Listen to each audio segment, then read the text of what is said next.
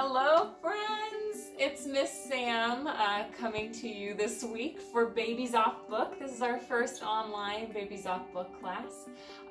It's obviously looking a little different than usual, but we are so excited to be wherever you are at. And we can be together through our book. So our book this week is In My Granny's Garden by Pearl Clegg and Zaron Burnett Jr. And the illustrations are by Radcliffe Bailey, and the Alliance Theater commissioned this book. So adults, I'm going to read along, and there are a few things that you might want to have with you to read along with me. One of them is a spray bottle if you've got it. The other one is some gloves. These are my real gardening gloves, or, well, they're not used yet, obviously. They're clean. I have a watering can filled with some surprising things. I put little beans in there, but you can put whatever you want depending on how old your kiddo is. The little beans might not be a good idea. I also went into my fridge and found all the produce I have, so we can talk about that later. And then I have an adult trowel, and I was thinking, like, what is the baby equivalent? So here's your baby trowel. And this book is all about gardening, so I got a clear bowl and filled it with cotton balls as our dirt that we can dig in. And I hid some snacks in the bottom for myself for later. So if you want to pause now and grab some supplies, now's a good time, and we will get started. So, hi friends! We are going to start with our Friends song. If you've been with us, we've sang this before. So, fingers up, please join along. Ready? Friends, friends, 1, 2, 3. All my friends are here with me. You're my friend, you're my friend, you're my friend, you're my friend. Friends, friends, 1, 2, 3. All my friends are here with me. Oh, I wish you all were here now. But we're going to be together with this book. So, In My Granny's Garden. My granny is a superhero.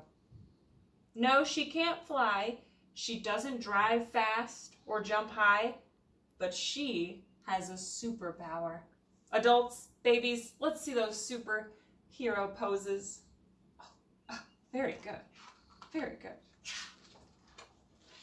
My granny grows real food.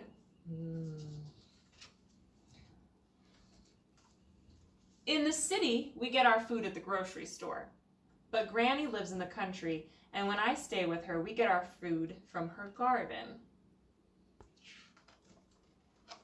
She says that the country is the place where our food used to live before it got to the grocery store. So I went into my kitchen and tried to look for all the food that used to live in the country, and I found this, my favorite food. This is an artichoke. And I found this, an onion. And I found this, garlic. And I found these tiny potatoes. So adults, you can talk to your littles at dinner tonight about what used to live in the country. She can grow everything I like to eat right in her own backyard. Corn, green beans, collard greens, cabbage, yellow squash, hot peppers, sweet peppers, pole beans, bright red tomatoes. She even has a blackberry patch.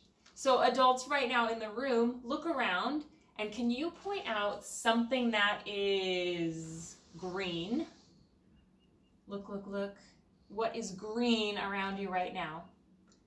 Now what is yellow? Can you point out something yellow in your room right now? Look, look, look. And now something red. Is there something red you can point out? Maybe it's on your clothes. Maybe it's on the wall. Look, look, look. Whatever you like to eat at home, I'll bet my granny could grow that too, and it would be the best you've ever had. I tell her it's because she's a superhero. Granny says it's because she picks her tomatoes when you can still taste the sunshine in them.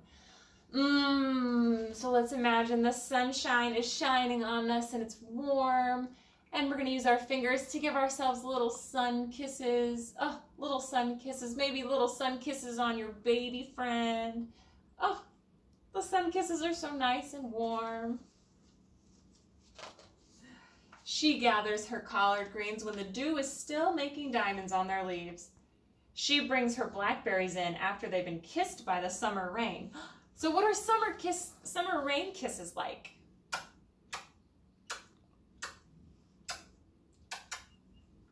Go ahead and summer kiss your little.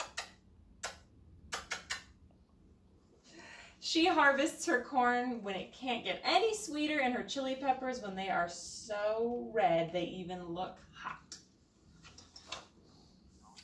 Every morning we go to the garden to pull out the weeds and pick off any bugs we find.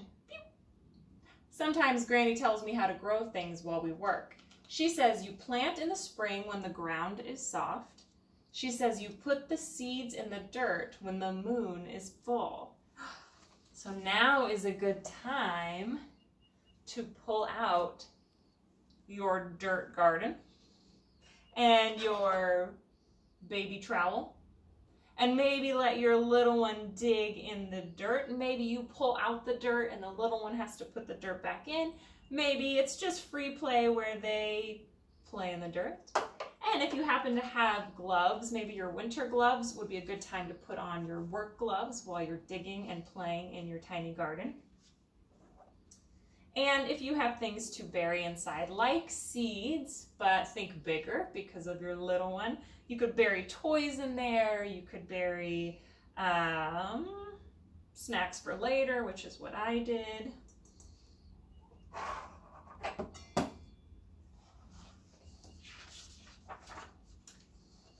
I always listen so that one day I can have a garden of my own. Because Granny says living in the city is no excuse not to grow something. So I live in the city and I wanted to show you what I grow.